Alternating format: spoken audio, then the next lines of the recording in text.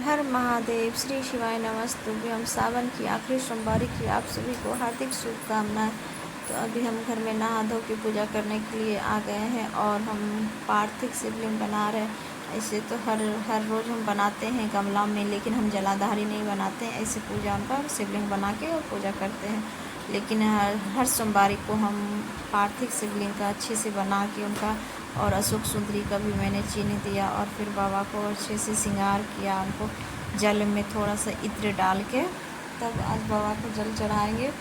उसके बाद फिर हम उनका भस्म और चंदन से उनका श्रृंगार किए अच्छे से, और श्रृंगार करने के बाद फिर मैंने पूजा स्टार्ट किया भोलेनाथ जी का। तो सबसे पहले हम जल में थोड़ा सा गंगा जल मिला के जल ढारेंगे। आप घर में जैसे अभी 4-5 दिन बचा है सोमवारी का, तो जैसे आप जो है रुद्राभिषेक इस तरह भी आप घर में नॉर्मल कर सकते हैं, और पार्थिव शिवलिंग का बना के पूरे परिवार मिल के पूजा कर सकते हैं। जल से पहले, फिर दूध से, फिर दही से, फिर शक्कर से, शहद, घी, यही पंचामृत से आप पूजा करें। बाबा का जनेऊ, कच्चा धागा, चंदन, ये अबीर, ये सब बाबा को चढ़ाएं, भोग लगाएं और उनका अच्छे से भजन कीर्तन करके और आरती करें।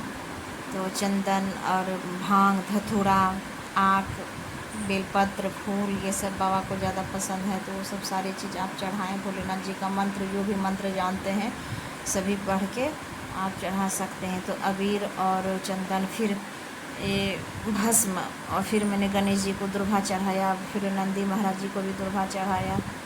तो ऐसे आप भी कर सकते हैं। ये घर में नॉर्मल, यानी पंडित जी को आप नहीं बुला पा रहे हैं तो घर में आप नॉर्मल ये रुद्राभिषेक यानी कि मन में रख के श्रद्धा से सावन में पूजा भोलेनाथ जी का श्रद्धा भाव से कीजिएगा तो भोलेनाथ जी तक ज़रूर पहुंच जाती है और जल्दी पहुंचती है। फिर समी के पत्र, अगर बेलपत्र नहीं है आपके पास तो समी के पत्र है तो समी के पत्र, भांग, धतूरा, यही सब। फिर जनेऊ अगर नहीं है तो मैंने कच्चा सूत बाबा को जनेऊ के रूप में उनको धारण कराया। फूल और बेलपत्र नहीं था तो समी के पत्ता। ऐसे ही आप बाबा का सिर्फ श्रद्धा भाव होना चाहिए और आप पूजा कीजिए। देखिए बाबा ज़रूर सुनते हैं पुकार। और सावन में भोलेनाथ जी को जैसे भी श्रद्धा भाव से आप पूजा कीजिएगा वो स्वीकार करते हैं। फिर मैंने उनको जो है ये भस्म लगाए बाबा को अच्छी तरह से। तो फिर भस्म लगाने के बाद फिर मैंने बाबा को भोग लगाया। भोग लगा के फिर मैंने उनका आरती बने, धूप दीप जलाया। धूप दीप जला के, और दूध मेरा नहीं आया था पहले, तो हम दूध नहीं चढ़ा पाए थे, लेकिन हाँ पूजा हो गया तब फिर दूध आया मेरा, तो फिर दूध भी चढ़ा दिया बाबा को। तो आप जो है ना, जब भी पंचामृत, जो पहले जल, फिर दूध, फिर दही, फिर शहद, शक्कर, घी, ऐसे ही जो है चढ़ाया जाता है। फिर देखिए हम मूंग चढ़ा रहे हैं, चना का मूंग, तिल, ये सब चढ़ाया जाता है। अक्षत बाबा को, तो यही सब चढ़ाए।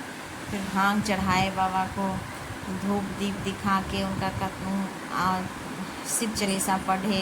जो भी आता है आपको शिव का स्तुति करना, आपको जो भी आ रहा है, आपको श्लोक हो या भजन कीर्तन, भगवान का जो भी नाम आज जैसे आ रहा है आप भाव से प्रेम से लीजिए। फिर घी चढ़ा के फिर मैंने मौत बाबा को चढ़ाया। चढ़ा के भोलेनाथ जी सभी की मनोकामना पूर्ण करते हैं। भोलेनाथ जी तो इतने सीधे साधे हैं, वो सिर्फ वो अपन जो है भक्त का दिल देखते हैं, श्रद्धा देखते हैं, भाव देखते हैं। वो ये नहीं देखते हैं कि मेरे कितना मिठाई लेके, कितना सामान लेके मेरे पास पूजा करने आया है, सिर्फ भाव और प्रेम देखते हैं बाबा। फिर मैंने शहद चढ़ाया। चढ़ा के उसके बाद फिर बाबा का कपूर और लौंग से नहीं कुछ है तो कपूर लौंग से आरती। देखिए हम बाद में दूध चढ़ा रहे ना, बाद में मेरा दूध थोड़ा लेट से आया, तो और कच्चा ही दूध चढ़ाया जाता है। उसके बाद दूध चढ़ाने के बाद फिर आप जल, तुरंत फिर जल चढ़ा दीजिए। ऐसे कुछ भी बने चढ़ाते हैं तो फिर जल चढ़ाइए। जैसे दही चढ़ाए तो फिर जल दीजिए, फिर शहद दिए तो फिर जल दीजिए, ऐसे कहा जाता है।